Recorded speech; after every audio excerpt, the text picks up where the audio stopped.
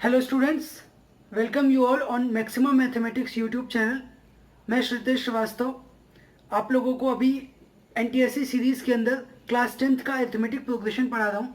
और arithmetic progression हम लोग पढ़ रहे हैं, उसके अंदर हम लोगों ने फर्स्ट लेक्चर कंप्लीट किया। फर्स्ट लेक्चर में हम लोगों ने ये समझा कि सीक्वेंस क्या होते हैं, अरिथमेटिक प्रोग्रेशन कौन सा सीक्वेंस को बोलते हैं, और एक अरिथमेटिक प्रोग्रेशन को स्टडी करने के लिए जनरल टर्म हम लोग कैसे फाइंड करते हैं, उसका जनरल टर्म स्टडी कैसे करते हैं। ओके, सो ये जो फॉर्मूला हमारे पास था जनरल टर्म का, जिसको हम जनरल टर्म क्या बोलते हैं, nth टर्म, ए एन या टी एन से रिप्रेजेंट करते हैं हम लोग। और A N is equal to होता है A plus N minus one into D. A होता है हमारा फर्स्ट टर्म, डी होता है कॉमन डिफरेंस, और N means number of terms. ये चीज़ हम लोगों ने अभी तक पढ़ लिया था। तो चलिए आज हम लोग क्या करने वाले इस लेक्चर में, कुछ क्वेश्चंस देखेंगे, जो क्वेश्चंस के थ्रू आप लोग बोर्ड्स के लिए अगर अपीयर हो रहे हो या आप एनटीएससी लेवल पे भी जा रहे हो, तो आपका जो बेसिक अंडरस्टैंडिंग है इस पर्टिकुलर टॉपिक पे, आपका अरिथमेटिक प्रोग्रेशन के एपी के जनरल टर्म के फॉर्मूले के ऊपर वो क्लियर हो जाएगा। तो ये कुछ क्वेश्चंस लिखे हुए हैं बोर्ड के ऊपर, इन्हीं सारे क्वेश्चंस को हम लोग एक एक करके सॉल्व करने वाले हैं आज। ठीक है, तो चलिए स्टार्ट करते हैं। फर्स्ट क्वेश्चन अगर आप देखोगे तो क्या गिवन है यहाँ पर, देखो आप फर्स्ट क्वेश्चन में, if third term of AP is 17, ठीक है, and seventh term is 53, then find 15th term. अच्छा यहाँ पे आप देखो क्या लिया, थर्ड टर्म हम लोग को दिया हुआ है, सेवेंथ टर्म दिया हुआ है। तो इसको करने के लिए कैसे करेंगे हम, क्या होता है हमारा कॉमन, अगर फर्स्ट टर्म ए है, ठीक है, फर्स्ट टर्म ए है, तो हम क्या लिखते हैं, हम लोग लिख सकते हैं सेवन, थर्ड टर्म मतलब क्या होगा, ए थ्री हो सकता है, ए थ्री हो जाएगा ये, ठीक है। और ए थ्री क्या होगा हमारे पास, A plus three minus one into D, that means A plus two D हो गया ये फर्स्ट। और इसकी वैल्यू क्या गिवन है हमारे पास, 17 है। तो एक इक्वेशन हमारे पास आ गया, a plus two D is equal to 17। उसके बाद देखो क्या गिवन है, a7 हमारे पास क्या गिवन है, a7 होगा a plus seven minus one into D, that means ये क्या हो गया, a प्लस 6d। और सेवेंथ टर्म क्या गिवन है हमारे पास, 53 है। अब यहां से 15th टर्म निकालना है, तो देखो 15th टर्म हमारे पास क्या आएगा, a15 की वैल्यू क्या आएगी, a प्लस 14d हो जाएगा। a प्लस 14d की वैल्यू हम लोगों को फाइंड यहाँ से करनी है। तो सिंपल है, कुछ मतलब, तो सबसे पहले तो इन दोनों इक्वेशन में हम लोग, दो इक्वेशन है, दो वेरिएबल हैं, सिंपल सी बात है, माइनस कर दो आप। सेकंड ये है, फर्स्ट ये है, सेकंड में से फर्स्ट को माइनस करोगे अगर, तो आपके पास क्या आ जाएगा, a minus A cancel, 6d minus 2d, ये हो गया 4d। 4d की वैल्यू क्या आएगी हमारे पास, 53 माइनस 17 हो जाएगा। तो ये आ जाएगा आपका 36, ठीक है, 36 आ गया। तो दैट इंप्लाइज डी की क्या वैल्यू आ गई, 9 आ गया। अच्छा डी अगर 9 है, यहाँ पे डी सब्स्टिट्यूट कर दो आप, तो 9 इंटू 2 18 होगा। तो ए क्या आ जाएगा आपके पास, 17 माइनस 18, दैट मीन्स -1। क्लियर है, यहां से डी अगर आपके पास 9 आ रहा है, तो आप क्या करोगे, डी यहाँ पे सब्स्टिट्यूट कर, देखो क्या कर रहा हूं मैं, डी निकला, डी 9 आ गया, डी को मैंने फर्स्ट में सब्स्टिट्यूट कर दिया, तो 9 इंटू 2 दैट मीन्स 18 हुआ। तो ए क्या हो जाएगा, 17 माइनस 18, 17 माइनस 18 -1 आ गया। अब सिंपल है, ये वैल्यू यहाँ सब्स्टिट्यूट कर दो, ए की वैल्यू -1 है, प्लस 14 इंटू डी की वैल्यू क्या है, 9, 14 इंटू 9 क्या होता है, 126, 126 माइनस 1, ये क्या आ गया, 125 आ गया, फाइनल आंसर हमारे पास। तो ये हमारा A15 होगा कितना, 125। ओके, समझ गए। चलिए नेक्स्ट क्वेश्चन पे पढ़ते हैं, which term of AP this, ये एपी गिवन है हमारे पास 21, 42, 63 एंड सो ऑन। और ये पूछ रहा है कि 210, 210 कौन सा टर्म होगा इसका, मतलब n की वैल्यू हम लोगों को निकालनी है।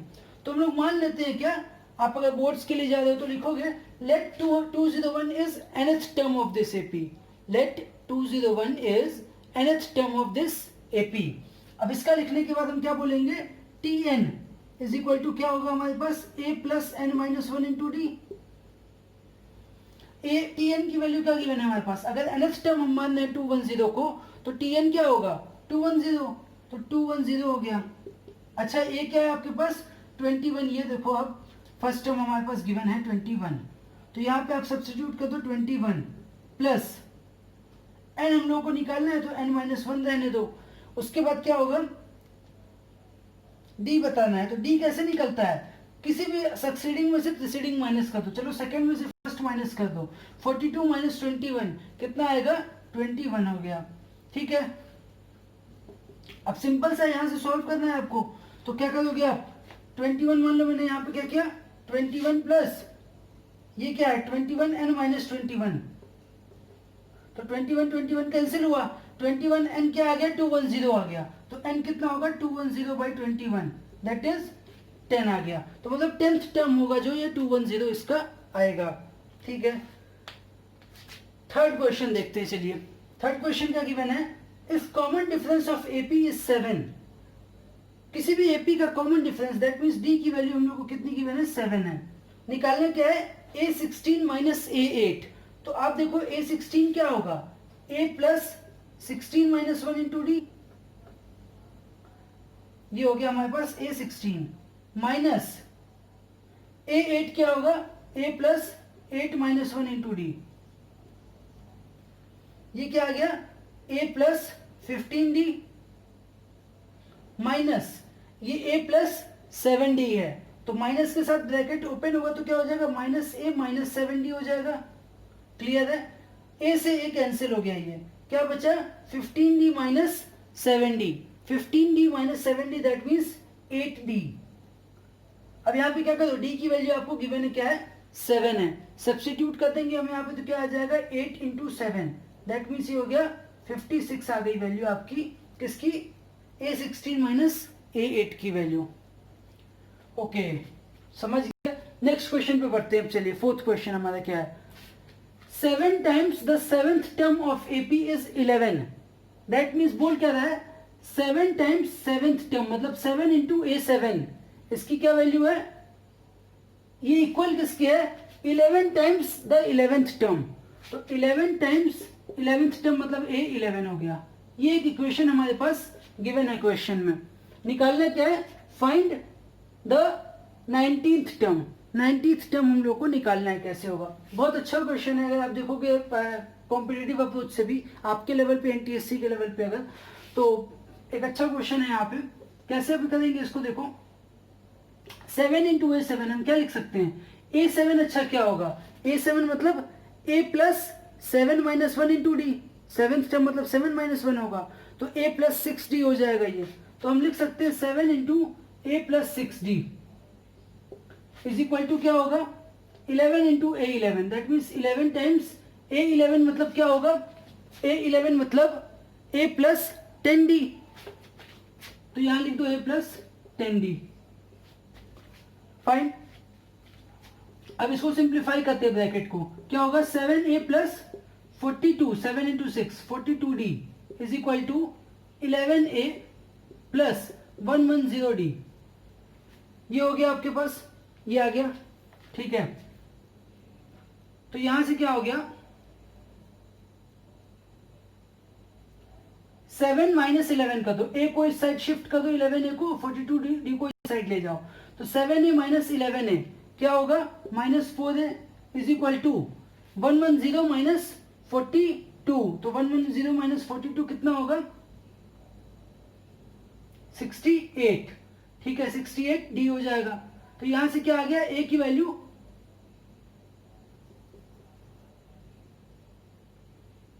a की वैल्यू आप देखोगे तो क्या आ जाएगा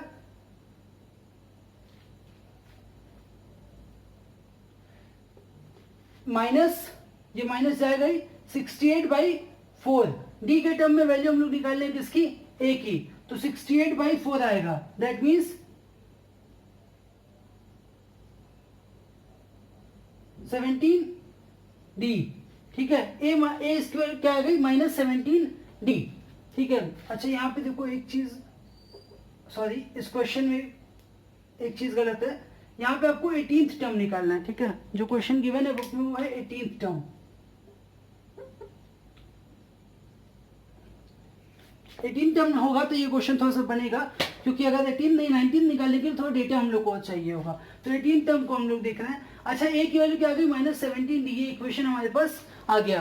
अब हम लोग को निकालना क्या है 18th टर्म निकालना है। 18th टर्म क्या होगा a18, और a18 मतलब क्या होगा a plus 18 minus 1 into D, मतलब a प्लस 17d। अच्छा यहाँ पे अगर आप देखो a प्लस 17d, इस इक्वेशन से देखो तो a प्लस 17d की वैल्यू क्या है, a is equal to minus 17d है। जब मैं माइनस 17d यहाँ पे हम रखेंगे तो क्या होगा, माइनस 17 प्लस 17 जीरो आ जाएगा, तो इसकी वैल्यू क्या आ गई, जीरो आ गई। ठीक है, तो ये एक अच्छा क्वेश्चन था, एनालिटिकल थोड़ा सा अप्रोच था यहाँ पे। नेक्स्ट क्वेश्चन देखते हैं, what is common difference, C D means common difference, short में लिखा है common difference of AP in which sorry A14 minus A6 is equal to 52। A16 दिया हुआ है, A14 माइनस A6 गिवन है हमारे पास और D निकालना है। सिंपल है, क्या करेंगे हम, A14 का मतलब क्या हुआ, A प्लस 13D, बिल्कुल माइंड में याद कर लो। कोई भी टर्म दिया हुआ है, AN मतलब क्या हुआ, A plus N minus 1 into D होता है, तो A प्लस 5D मतलब 6 टर्म की बात हो रही है। ठीक है, A प्लस 9D मतलब A10 की बात हो रही है। अगर आपसे बोला जाए 17 टर्म तो A प्लस 16D हो जाएगा, बिल्कुल ये चीज याद होनी चाहिए। A प्लस 14 मतलब A plus 13D minus A6 means A plus 5D, तो माइनस साइन के साथ ऑपरेट होगा तो क्या हो जाएगा, minus of A minus 5D is equal to 52 आ गया। ठीक है, A से A कैंसिल हुआ, 13 माइनस 5 कितना आ जाएगा, 13 माइनस 5 होगा 8D इज इक्वल टू 52 है, तो यहां से D की वैल्यू क्या आ गई, 52 अपॉन 8 आ गया।